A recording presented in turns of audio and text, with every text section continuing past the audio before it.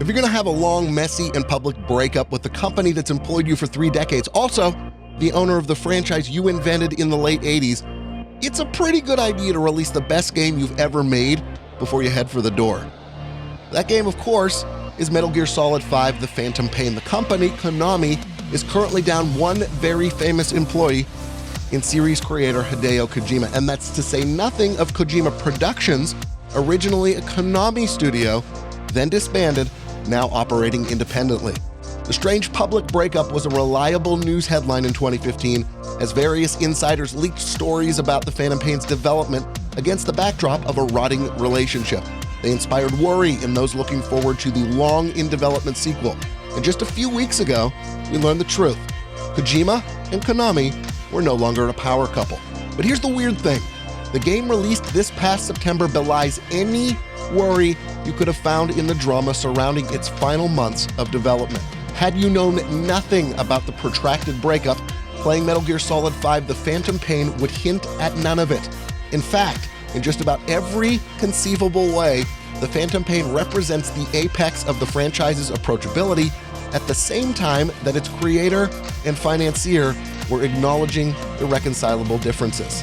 Metal Gear Solid 5 has much to laud, but that accessibility, more than anything else, is what impressed this longtime Metal Gear fan. I have no hesitation acknowledging the series' friction, both in terms of story and controls. To fans like me, its oddities give it charm. For others, they've been an impenetrable barrier. The Phantom Pain largely dispenses with the nonsense. Gone are the days of 375 button presses and 8 conversations to save your game. Instead, the Phantom Pain is a typically effortless pleasure to play. Its controls are smooth and precise and customizable so that even those new to the series but say familiar with Call of Duty can feel at home. This broader appeal is achieved in the context of a near-complete rethinking of the series' fundamental tenets. Those that, even if they didn't invent the stealth genre, would go on to popularize the idea of avoiding rather than shooting enemies. Metal Gear Solid games expanded during the past few decades, but tended to hew closely to the formula established in 1998 with Metal Gear Solid.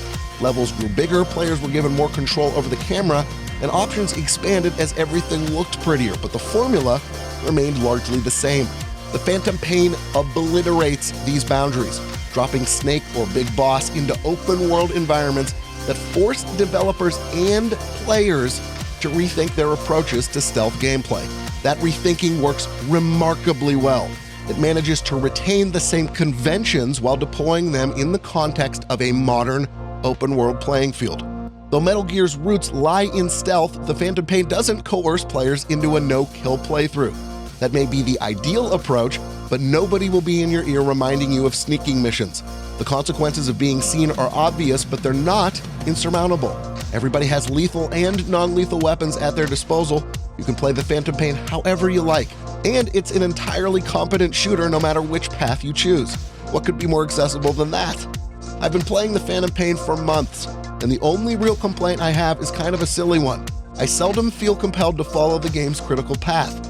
I have far too much fun, assuming that's even a problem, just doing my own thing, riding my horse across the Afghan hardpan, running around the game within a game tanker section, playing and replaying side quests for no reason other than I'm enjoying them. In fact, it was only after I'd spent nearly 40 hours with the Phantom Pain's first open-world environment that I decided it might be a good idea to start advancing the story. I've been an unabashed Metal Gear fan since 1998, but there was never a game I could recommend without caveats. I think it's great, I'd tell people, but you have to understand that it's weird. Once you get past that, it's a lot of fun. Well, no more. Metal Gear Solid 5: The Phantom Pain is a remarkably well-made, polished, and utterly beautiful game that is orders of magnitude more approachable than any other entry in the often inscrutable series. Kojima and Konami's marriage is no more, but their final collaboration is a masterpiece, and it's better to go out with a bang than with a whimper.